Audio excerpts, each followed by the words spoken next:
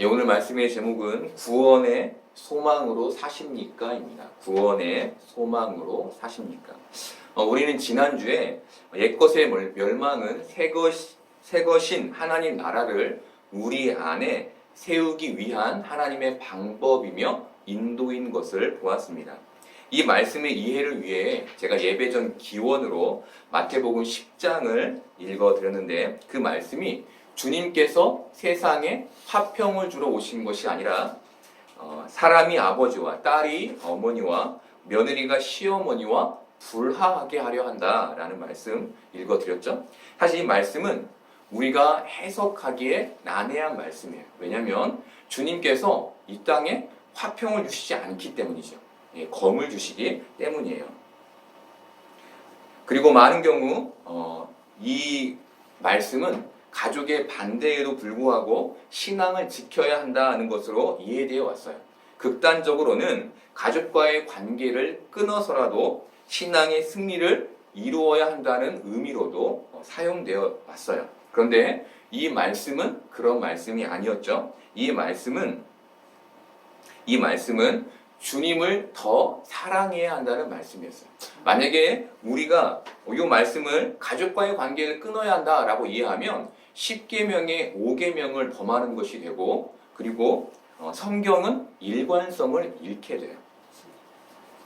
인간이 최후까지 끈질기게 붙잡게 되는 게 가족, 땅의 가족인 것을 말해주며 세상이 아닌 하나님을 사랑할 것을 우리에게 예수님께서 설명해 주신 말씀이 이 말씀이에요. 우리는 그래서 이 말씀을 땅의 옛것이 반드시 멸망해야 복음의 새것인 하나님의 나라가 우리 안에 세워질 수 있음을 적용해서 봤어요.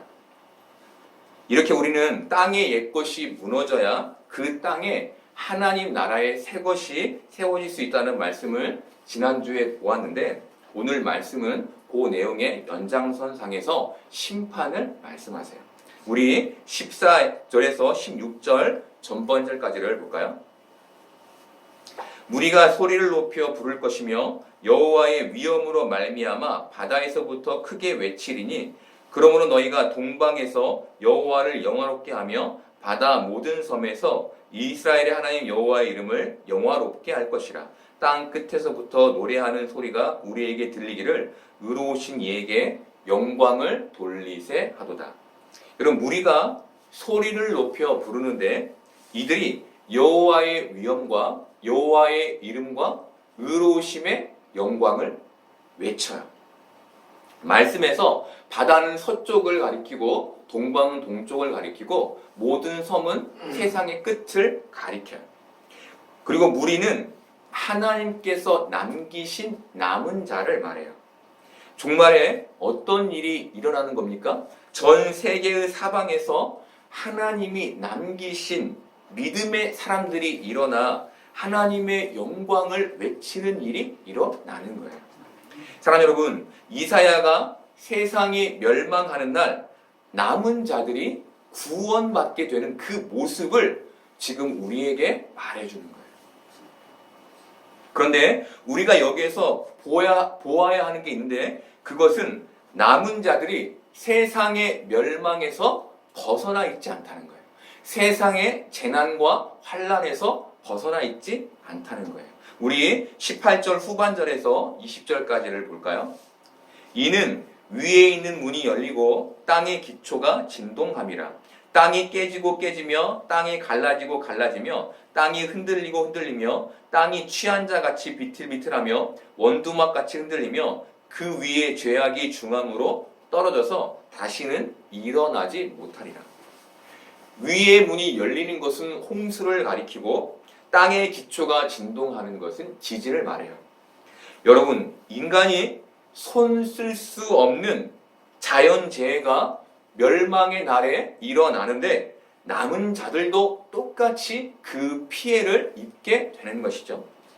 사랑하는 여러분, 그런데 재난과 죽음의 상황에서도 놀랍게도 남은 자들은 하나님의 이름과 그의 위엄과 의로우심의 영광을 찬양해요. 이게 어떻게 가능했을까요? 그 안에 구원의 소망이 있었기 때문에 가능했어요. 이들이 하나님의 구원의 은혜가 자신에게 작용하고 있고 지금 이 현실의 재난 속에서 하나님에 의해 자신이 구원으로 인도되고 있다는 믿음이 있었기 때문이에요. 그래서 그 순간 하나님의 영광을 외칠 수 있었던 거예요. 사랑하는 여러분, 세상이 멸망할 때 하나님의 구원만큼 우리에게 축복된 일이 없죠. 예. 세상이 다 멸망하고 지진으로 죽어갈 때 우리도 함께 죽게 될 수 있어요. 그런데 그때 우리에게 가장 큰 축복은 하나님의 구원인 거예요. 그 외에 다른 것은 축복일 게 없는 것이죠. 그래서 구원이 우리에게, 이 땅을 사는 우리에게 소망인 것이죠. 사랑하는 여러분, 우리가 아직 죽지 않았기 때문에 구원을 경험해 보지 못했지만 우리에게 구원의 믿음이 있죠. 그렇죠? 이 구원의 믿음을 가진 우리는 이 현실을 어떻게 살아야 합니까? 이들이 마지막에 하나님의 위엄과 그 이름과 영광을 외쳤듯이 우리가 늘 그 구원의 감격 속에서 주님의 이름을 외치며 살아야 하는 거예요. 여러분, 우리에게 구원의 모습을 잘 보여준 사람이 있어요. 바로 스데반이에요. 스데반은 죽음의 순간 어떻게 합니까? 눈을 들어 하늘을 보죠. 그렇죠? 그가 구원을 소망했기 때문에 하늘을 볼 수 있었던 거예요. 바울은 이 소망을 고린도후서에서 이렇게 설명해요. 고린도후서 4장 7절에서 10절까지를 볼까요?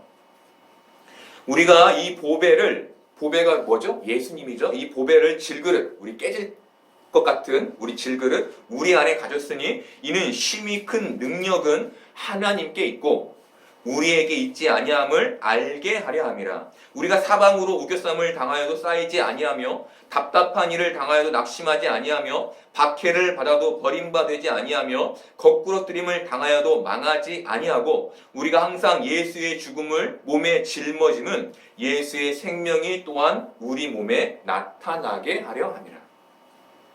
여러분, 바울은 구원의 소망을 가진 사람의 모습을 우리에게 설명해 줘요. 그러면서 예수의 죽음을 짊어지는 멸망과 그 소망을 같이 언급해요.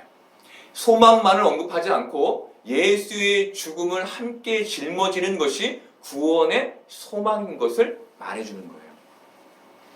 사랑하는 여러분, 믿음의 삶이 바울에 의해 설명되는데 우리가 기대하는 모습이 아니죠. 그렇죠? 우리가 잘 나가고 형통하게 되는 것을 기대하는데 바울은 예수의 죽음을 짊어지는 삶, 그 멸망이 너의 구원받은 자에게도 있을 것을 말해요.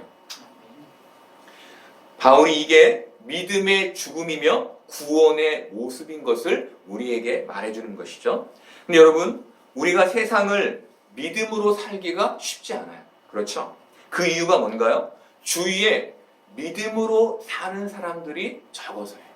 다 유물론적 믿음을 가지고 세상의 물질의 탐욕과 물질의 욕심을 가지고 살아가는 사람들만 있어서 우리가 믿음으로 산다는 게 쉽지 않은 것이죠. 이렇게 교회에 오면 믿음의 사람들이 있어서 우리가 위로를 받게 되는 거예요. 근데 여러분, 그래서 많은 사람들이 세상을 믿음으로 사는데 어려움을 겪어요. 근데 그 어려움의 종류가 무엇입니까? 고립과 외로움이에요. 늘 자기는 혼자인 것 같고 고립되는 것 같고 또 어리석어 보이게 되는 것, 세상에 그 모습을 우리가 믿음으로 살면 갖게 되는 것이죠. 그런데 종말에 어떤 일이 일어납니까? 각처에서 믿음의 사람들이 하나님을 찬양하는 일들이 일어나요. 세상에서 나만 어리석은 사람인 줄 알았는데, 나만 혼자 외롭게 사는 줄 알았는데, 믿음의 싸움을 싸우는 줄 알았는데, 나와 같은 사람, 나와 같이 믿음을 지키며 외롭게 사는 사람이 하나님의 구원 앞에 나타나게 되는 것. 이게 우리가 바라보게 될 역사인 것을 주님이 우리에게 알려주시는 거예요. 그런데 예수님께서는 이 무리가 많지 않을 것을 말씀하셨어요. 마태복음 7장 13, 14절 볼까요? 좁은 문으로 들어가라. 멸망으로 인도하는 문은 크고 그 길이 넓어 그리로 들어가는 자가 많고 생명으로 인도하는 문은 좁고 길이 협착하여 찾는 자가 적음이라. 예수님이 좁은 문으로 들어가라고 하셨는데 그 문을 생명의 문이라고 하셨고 그 문은 들어가는 자가 적을 것이라고 하셨어요. 그런데 예수님이 좁은 문을 좁은 문이라고 다시 말하지 않고 생명의 문이라고 바꿔 말하세요. 저는 왜 주님이 이렇게 말씀하셨는지 고민하며 큰 문 반대편에 좁은 문이 있지 않고 큰 문 바로 옆에 좁은 문이 있었을 것이라고 생각하게 됐어요.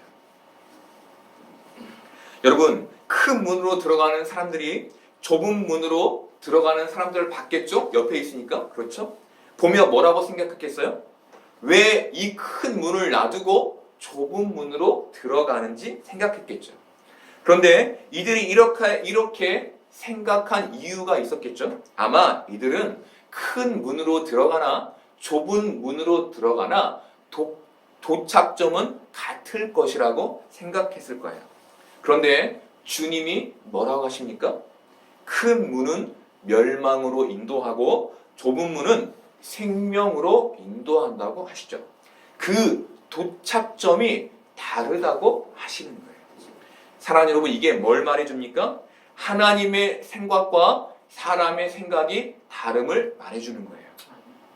여러분, 많은 사람들이 큰 문으로 들어갈 건데 주님은 우리에게 그것 보지 말고 길이 협착하여 찾는 자가 적은 좁은 생명의 길로 걸어갈 걸 말씀하세요. 우리 같은 의미의 말씀 한 절 더 볼까요? 마태복음 16장 24, 25절이에요. 이에 예수께서 제자들에게 이르시되 누구든지 나를 따라오려거든 자기를 부인하고 자기 십자가를 지고 나를 따를 것이니라. 누구든지 제 목숨을 구원하고자 하면 잃을 것이요 누구든지 나를 위하여 제 목숨을 잃으면 찾으리라.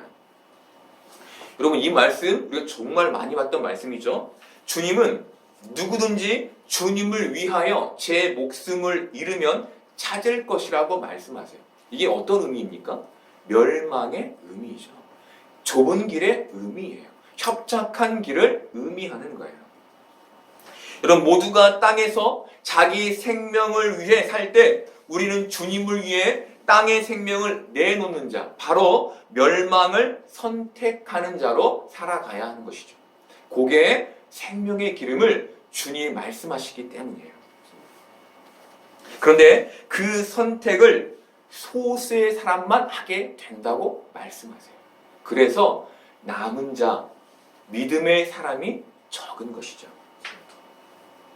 그런데 우리는 멸망을 실패와 고난처럼 극단적인 것으로만 생각해서는 안 돼요.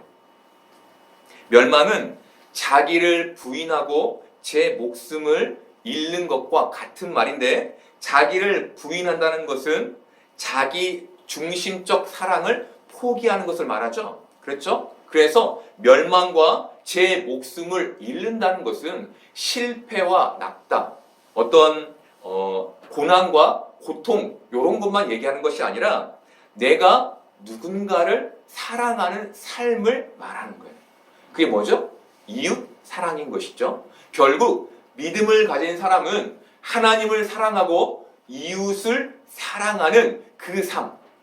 내가 누군가를 사랑할 때 멸망하게 되는 것이죠. 내 것을 나누어야 하니까 그 삶을 살아낸다는 얘기를 주님이 하시는 거예요. 그 길이 이 세상에서, 이 현실에서 결코 쉽지 않은데, 우리 믿음을 가진 사람은 그 하나님을 사랑하는 사랑으로 그 삶을 사랑하는 자들이다. 그런데 이 무리가 적을 것이다 라고 말해주는 것이죠. 이게 결코 쉽지 않기 때문에 적은 무리만이 그 길을 걸어가게 될 것을 주님이 말씀하신 거예요. 여러분, 이사야는 유다의 희망의 메시지가 아닌 멸망의 메시지를 전했어요. 하나님께서 이사야서를 통해 이사야서 66장 중 10장 정도만 고난과 고통, 멸망을 얘기하고 그 나머지에 하나님의 희망의 메시지를 전했으면 이들이 훨씬 더 좋아했을 것인데 주님은 그렇게 말씀을 전하지 않으셨어요. 그렇다면 하나님께서 왜 그렇게 하지 않으셨을까요? 하나님께서 왜 이렇게 유다를 향해 유다의 멸망과 열국의 멸망과 세계의 멸망을 이렇게 긴 말씀으로 말씀하신 걸까요? 이 긴 멸망의 메시지가 이들의 귀에 들려졌지만 이들이 하나님의 말씀을 마음에 받아들이지 않아서였어요. 이것을 이사야는 이렇게 말해요. 이사야 42장 21절에서 23절까지를 볼까요? 여호와께서 그의 의로 말미암아 기쁨으로 교훈을 크게 하며 존귀하게 하려 하셨으나 이 백성이 도둑 맞으며 탈취를 당하며 다 굴 속에 잡히며 옥에 갇히도다. 노략을 당하되 구할 자가 없고 탈취를 당하되 되돌려 주라. 말할 자가 없도다. 너희 중에 누가 이 일에 귀를 기울이겠느냐? 누가 뒤에 올 일을 삼가 듣겠느냐?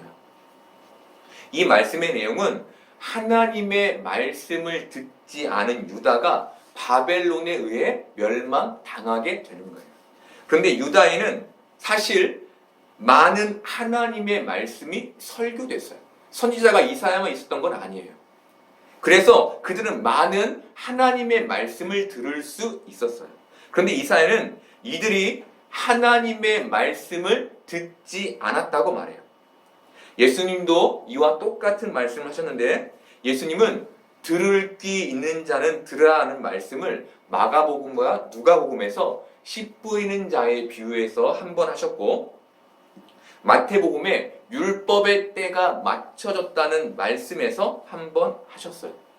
그런데 신약의 시대는 글을 읽을 수 있는 사람도 적었고 히브리어 성경을 해석할 수 있는 사람도 적어서 성경을 말로 회당에서 사람들에게 읽어주었어요. 말로 성경을 이렇게 읽어주었어요. 들려준 것이죠. 그래서 예수님께서 들을 귀 있는 자는 들으라 라고 말씀하시는 거예요. 근데 예수님께서 말씀하신 씨 뿌리는 자의 비유의 옥토는 늘 우리에게 해석의 어려움이에요. 그렇죠? 이게 도대체 어떤 말인지 잘 몰라요. 그리고 율법의 때가 맞춰졌다는 말씀도 사실 해석이 쉽지 않아요. 그런데 두 말씀이 갖는 공통점이 있어요. 그것은 바로 새로움이에요. 새로움. 이 시대의 사람들이 예수님으로 인해 새로운 시대가 시작되었음을 구약의 말씀을 들음에도 불구하고 깨닫지 못한 거예요. 그래서 예수님께서 들을 귀 있는 자는 들으라 라고 말씀하신 것이죠. 사랑하는 여러분, 지금 우리는 하나님의 말씀 안에서 어떤 시대를 살고 있습니까?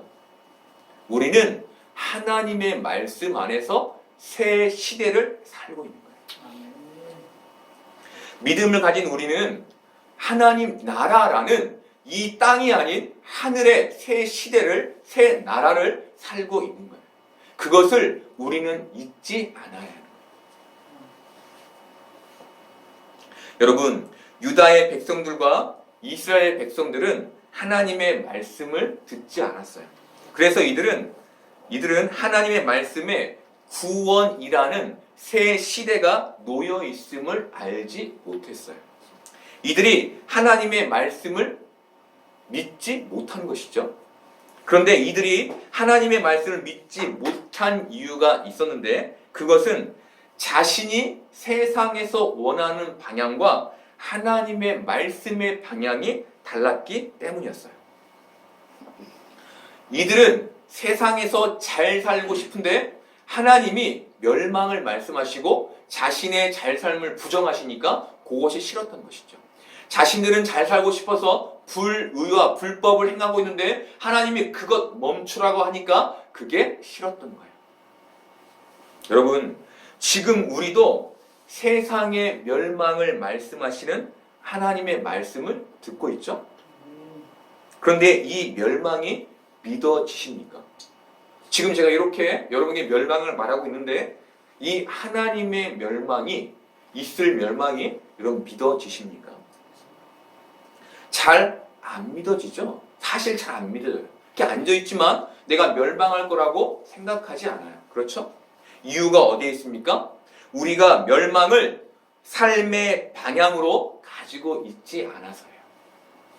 사랑하는 여러분, 주님께서 십자가를 지고 나를 쫓으라고 하시는데 자꾸 우리는 십자가 없이 주님을 쫓겠다고 하는 것과 같은 거예요. 우리가 주님을 쫓는데 방향이 다르다는 거예요. 여러분, 시편 1편에는 믿음의 자리에 서기 위해 애쓴 사람의 고백이 나와요. 우리 시편 1편 1, 2절 볼까요? 복 있는 사람은 악인들의 꾀를 따르지 아니하며 죄인들의 길에 서지 아니하며 오만한 자들의 자리에 앉지 아니하고 오직 여호와의 율법을 즐거워하여 그의 율법을 주야로 묵상하는도다. 시편 1편에서 저자는 여호와의 율법을 즐거워하며 그 율법을 주야로 묵상했다고 말해요. 말씀에서 묵상이라는 말을 우리는 큐티로 이해하죠. 큐티, 그렇죠? 경건생활, 그렇죠? 그런데 묵상은 조용히 생각하는 것을 말하지 않고 읊조리는 것, 지금으로 하면 암송을 말해요. 시편 1편의 저자가 하나님의 말씀을 아침 저녁으로 암송했다는 거예요. 사랑하는 여러분, 시편 1편의 저자는 매일 아침 저녁으로 하나님의 말씀을 암송했어요. 입술을 읊조리며. 그가 악인의 자리에 서지 않고 복 있는 자의 자리에 설 수 있었던 이유예요. 그가 하나님의 말씀을 그의 입술에 읊조리며 잃지 않을 때 그가 하나님의 말씀에서 새 나라, 새 시대를 볼 수 있었던 것이죠. 사랑하는 여러분, 하나님은 남은 자인 우리에게 멸망의 도래를 말씀하세요. 믿음을 가진 우리와 세상 사람의 차이가 여기에서 나는데 세상 사람들은 멸망을 부정할 때 우리는 멸망을 기억하며 이 땅을 살아가는 자가 되는 거예요. 이 땅의 삶이 유한하여 하나님 나라를 바라보는 자로 살게 되는 것이죠. 여러분, 하나님께서 멸망의 모습을 설명하시는데 그 내용이 16절 후반절부터 20절까지예요. 우리 16절 후반절만 볼까요? 그러나 나는 이르기를 나는 쇠잔하였고 나는 쇠잔하였으니 내게 화가 있도다. 배신자들은 배신하고 배신자들이 크게 배신하였도다. 14절부터 16절 전반절까지는 남은 자들이 하나님을 찬양할 것을 선포했는데 남은 자인 이사야가 갑자기 자신이 쇠잔할 것을 얘기해요. 그도 함께 하나님의 그 위엄과 이름을 찬양하는 자였는데 자신은 쇠잔하여진다고 하죠. 학자들은 이 말씀에서 나는을 멸망할 유다를 상징한다고 봐요. 그리고 배신자는 하나님의 백성이면서 하나님의 말씀을 어긴 유다를 가리킨다고 봐요. 그러니까 유다에 대한 예언을 이사야가 하고 있는 것이죠. 그리고 이사야가 17절부터 세상의 멸망을 말하는데 땅의 주민에게 두려움과 함정과 올무가 이르렀다고 말해요. 말씀에서 땅의 주민은 땅에서 주인 노릇하며 사는 사람을 가리켜요. 땅의 것을 오직 땅의 것만을 위해서 사는 사람, 내가 땅의 것을 취하여 영생을 얻으려는 사람, 이 사람을 땅의 거민이라고 부르는 거예요. 여러분, 세상의 멸망이 예언되는데 그 멸망의 대상이 땅의 주인, 하늘 하나님의 종으로 살지 않고 이 땅에서 땅의 물질로 주인 되는 삶을 살려고 하는 자들이라고 명명돼요. 여러분, 우리는 여기에서 우리의 모습을 한번 봐야 돼요. 우리는 분명 하늘 하나님을 믿고 있는 자인데 우리가 이 땅에서 땅의 재물로 이 땅에서 주인 노릇하려고 하고 있지는 않은지 봐야 하는 거예요. 여러분, 자꾸 왜 하나님께서 멸망을 말씀하십니까? 땅에서 네 마음 좀 떼. 땅에 붙어있는 네 마음을 좀 떼. 그것 때문에 하나님께서 우리에게 멸망을 말씀하시는 것이죠. 우리가 지금 점점 하나님을 믿어가며 우리는 마음이 하늘로 향해야 되는 거예요. 저 위의 것을 바라봐야 되는 거예요. 근데 우리가 자꾸 땅의 것을 바라본다면 지금 우리의 신앙에 문제가 있음을 우리가 봐야 하는 것이죠. 여러분, 땅의 거민에게 두려운 소리가 들려요. 그게 뭡니까? 이들이 도망하여도 함정에 빠지게 되고 함정에서 빠져나와도 올무에 걸리게 된다는 것이죠. 이게 무슨 말입니까? 이들이 어디로 도망가도 잡히게 된다는 거예요. 하나님이 땅의 거민을 종말의 때에 반드시 심판하시는데 무조건 그 삶을 잡아 심판하시겠다고 말씀하십니다. 한 사람도 예외 없이 그 땅의 거민이 심판을 받게 되는 것이 종말의 때에 있게 되는 것이라고 주님이 말씀하시는 거예요. 그렇다면 믿음의 사람은 어떻게 될까요? 요한복음 5장 24절 볼까요?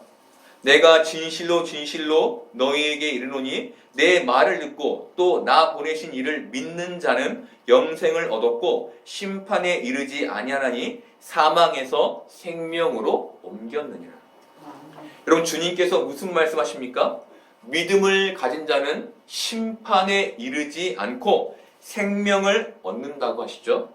여러분, 하나님의 말씀을 듣지 않고 사는 자와 듣고 사는 자의 삶의 차이는 심판의 때에 분명히 나타날 거예요. 지금 이 땅의 거민은 자신이 가진 재물로 이 세상에서 심판을 피할 수 있지만 그 종말에 그는 심판을 피하지 못하게 될 거예요.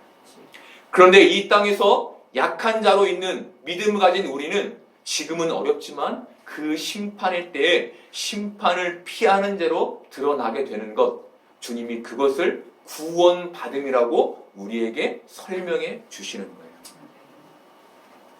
이제 이사야는 21절부터 23절까지를 통해 멸망을 정리해요. 21절과 22절 볼까요? 그날에 여호와께서 높은 데에서 높은 군대를 벌하시며 땅에서 땅의 왕들을 벌하시리니 그들이 죄수가 깊은 옥에 모임같이 모이게 되고 옥에 갇혔다가 여러 날 후에 형벌을 받을 것이라.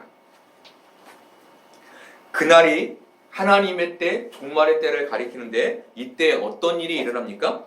높은 군대인 사탄이 벌해지고 땅의 왕들, 땅의 거민을 말해요. 땅의 왕들인 땅의 주민들이 벌해져서 이들이 죄인으로 깊은 옥에 갇히고 형벌을 받게 돼요. 말씀에서 여러 날은 하나님의 완전한 심판이 있기 전을 의미해요. 악한 자들이 하나님의 완전한 심판이 있기 전의 기간에 한 곳에 모이게 되는 것을 말해요. 하나님께서 마지막 날에 그 악한 자들을 함께 벌하시는 것이죠. 그리고 23절에서 이사야는 그때에 바로 종말의 때에 심판의 때에 달이 수치를 당하고 해가 부끄러워할 거라고 말해요. 달과 해는 사람들이 자신의 입신양면을 위해 섬기는 우상을 의미해요. 그런데 종말의 때에 하나님의 영광의 빛이 나타날 때 그 빛이 빛을 잃게 되고 그 껍데기가 벗겨져 그것이 아무것도 아닌 그것이 드러나고 나타나게 된다는 말씀을 주님이 하세요. 지금 그것이 우리 눈에는 가치롭게 보이고 저것이 영험한 힘이 있는 것처럼 보여요. 그래서 사람들이 그것들을 섬기고 그것들을 통해서 복을 누리려 해요. 그런데 종말의 때가 되면 어떻게 됩니까? 그들이 그것이 가지고 있는 껍데기가 벗겨지는 거예요. 그것이 우리를 지켜줄 힘이 아무것도 없는 것이 나타나게 되는 것이죠. 그리고 이때 하나님은 시온산과 예루살렘의 왕이 되세요. 이 당시에 산은 우상을 섬기는 것을 의미했어요. 그런데 그 우상의 산이 전부 없어지고 시온산, 하나님의 산 위에 하나님이 앉으시고 예루살렘 하나님의 나라에 하나님의 왕되심이 나타나게 될 것이라고 주님이 말씀하시는 거예요. 여러분, 유물론을 믿는 많은 세상의 사람들 앞에 하나님, 눈에 보이지 않는 하나님이 명명백백히 드러나는 때가 올 거예요. 지금 이사야는 유다의 백성들과 우리에게 그것을 좀 봐라고 말해주고 있는 거예요. 사랑하는 여러분, 우리는 물질 만능주의 시대, 유물론적 시대를 살아요. 모든 가치가 물질로 해석되고 그것이 행복인 시대를 살아요. 그것만 가지면 내가 너무 행복할 것처럼 많은 사람들이 생각해요. 그런데 하나님은 이 땅의 것이 멸망하게 될 것을 계속 말씀하세요. 그리고 하나님이 이 세계의, 이 세상의 왕으로 나타날 날이 반드시 올 것이라고 우리에게 말해줘요. 그리고 그때 남겨진 자들이 구원에 감격하여 하나님을 바라보고 그의 이름과 그의 위엄과 그의 영광을 외칠 것이라고 말해줘요. 사랑하는 여러분, 우리는 이 세상을 살며 우리가 소망해야 하는 게 무엇입니까? 우리는 이 세상에서 저 사람은 저걸 가졌네, 저 사람은 저걸 가졌네, 나보다 저걸 더 가졌네 라고 그 차이를 비교하면 안 돼요. 우리는 그 차이가 아니라 우리는 하나님의 구원의 생명을 가진 소망이 있음을 알고 사는 자들이에요. 우리는 이 차이를 계속 비교하며 사는 사람이 아니라 하나님이 우리를 구원하셨다는 그 소망을 가지고 비교하지 않고 내가 구원받았지를 알며 그 기쁨의 이 세상을 사는 사람들인 거예요. 그래야만 우리가 이 땅에서 진짜 하나님의 이름을 찬양할 수 있는 거예요. 여러분, 이 말씀이 우리에게 주는 위로가 무엇입니까?